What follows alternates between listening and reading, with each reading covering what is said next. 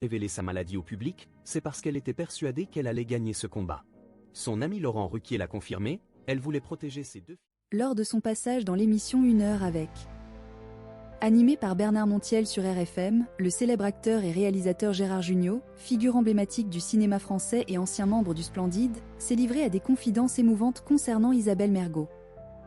Connu pour ses rôles mémorables et son regard tendre sur la société, Jugnot a d'abord rappelé avoir rencontré Mergo à ses débuts en tant qu'actrice, où elle enchaînait de petits rôles. C'est cependant son talent d'écriture qui l'a particulièrement frappé.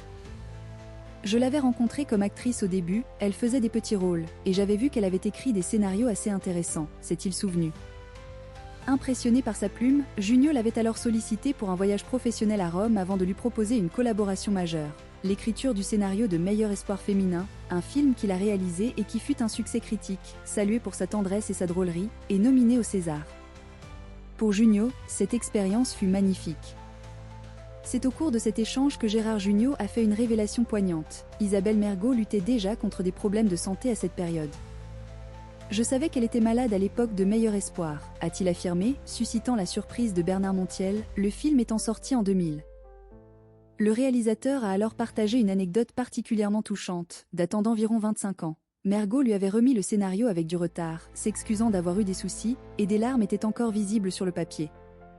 Cette image a profondément marqué Gérard Jugnot, qui s'interroge aujourd'hui sur la nature de cette maladie. Il n'est pas certain que les difficultés rencontrées il y a 2 décennies soient directement liées aux épreuves de santé qui l'affectent aujourd'hui.